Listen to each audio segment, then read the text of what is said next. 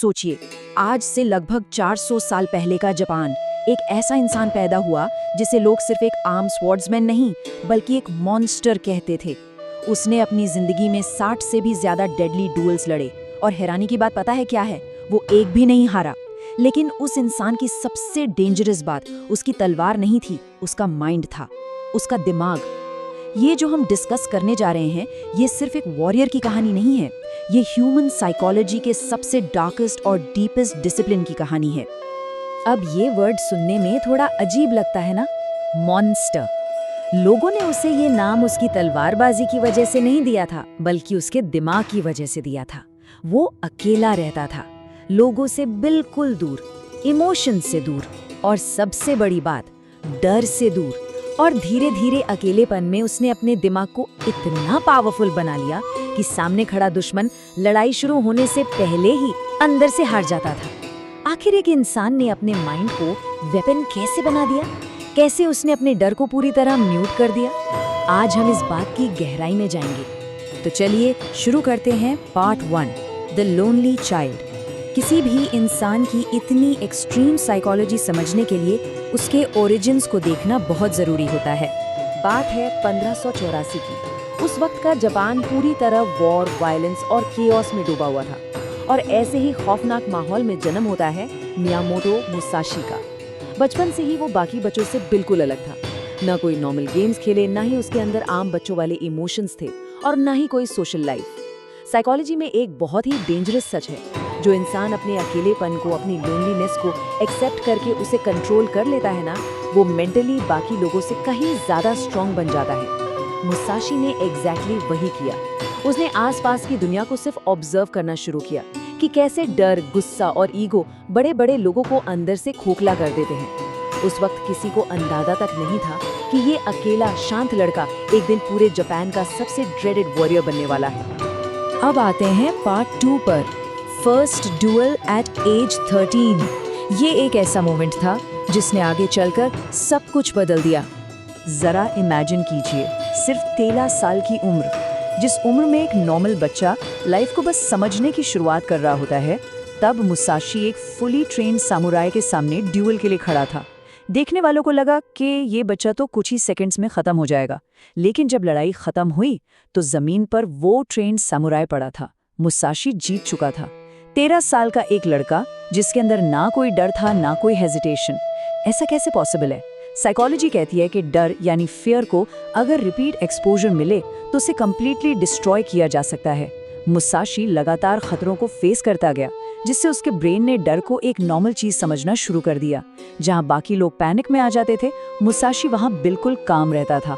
और याद रखिए, एक शांत दिमाग ही हमेशा सबसे खतरनाक होता है। चलते हैं पार्ट 3 की तरफ, साइकोलॉजिकल डोमिनेंस।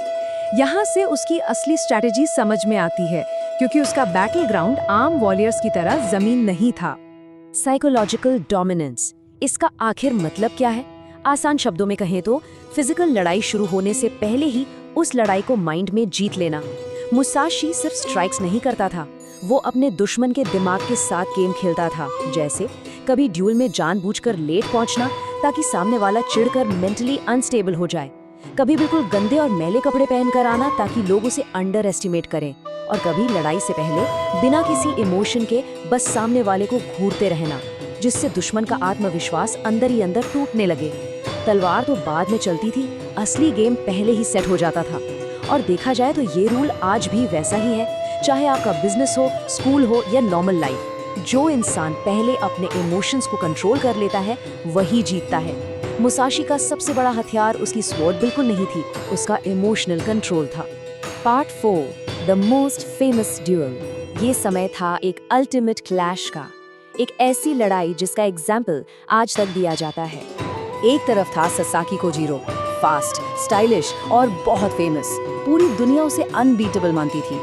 ड्यूल का दिन आया, वहाँ सब लोग बेसब्री से इंतजार कर रहे थे, लेकिन मुसाशी वहाँ लेट पहुँचा। थोड़ा नहीं, बहुत लेट, जानबूझकर।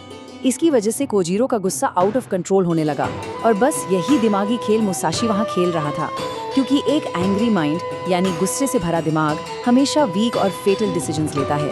और जब मुसाशी अपनी नाव से उतरा, उसके पास कोई असली तलवार तक नहीं थी, सिर्फ एक लकड़ी का हथियार था। लोग पूरी तरह शॉक में थे। फाइट शुरू हुई और कुछ ही मोमेंट्स के अंदर कोजिरो डिफीट हो गया। मुसाशी ने वहां साबित कर दिया कि उसने सिर्फ कोजिरो के शरीर को नहीं हराया, उसने उसके माइंड को हराया था, और यही उसकी सबसे बड़ी ताकत थी। आखिरी हिस्से पर आते हैं, पार्ट 5, द अल्टीमेट डिसिप्लिन। इतनी बड़ी और महान जीत के बाद कोई भी नॉर्मल इंसान क्या करता? इतनी विक्ट्रीज के बाद मुसाशी चाहता तो एक राजा की तरह जी सकता था। पैसों की कोई कमी नहीं थी, लेकिन उसने एक बिल्कुल अलग ही रास्ता चुना। अगर आज की दुनिया को देखें तो हमें क्या दिखता है? फोन्स का नशा, सोशल वैलिडेशन पाने की भूख, ओवरथिंकिंग और डर। एक तरह से देखा जाए तो आज लोग इन सब डिस्ट्रैक्शंस के गुलाम बन चुके हैं। लेकिन दूसरी तरफ था मुसाशी का चुना हुआ रास्ता, पहाड़, अकेलापन, ध्यान और एक्सट्रीम सेल्फ डिसिप्लिन। उसने सब कुछ छोड़ दिया क्योंकि उसे एक बहुत बड़ी बात समझ आ गई थी कि सबसे बड़ी लड़ाई इस बाहर की दुनिया से नहीं होती, बल्कि अपने खुद के अंदर होती है। और इस सफ़र में उसने द बुक ऑफ 5 रिंग्स लिखी। उस किताब में उसने सिखाया कि अपने माइंड को कंट्रोल कैसे करते हैं, अनब्रेकेबल फोकस कैसे बनाते हैं और अपने डर को हमेशा के लिए ख़त्म कैसे करते हैं। इस किताब से मुसाशी का सबसे पावरफुल मैसेज निकल कर आता है, today is victory over yourself of yesterday, जिसका सीधा सा मतलब ये है कि आज की जीत आपके खुद के गुजरे हुए कल पर जीत है। रियल विक्ट्री किसी और को हराना नहीं है, बल्कि अपने आप को हर रोज पहले से बेहतर बनाना है। उनकी इस पूरी स्टोरी से हमें एक बहुत ही डीप और डेंजरस ट्रूथ सीखते हैं कि कभी भी एक कमजोर शरीर प्रॉब्लम नहीं होती, प्रॉब्लम हमेशा एक कमजोर दिमाग होता है।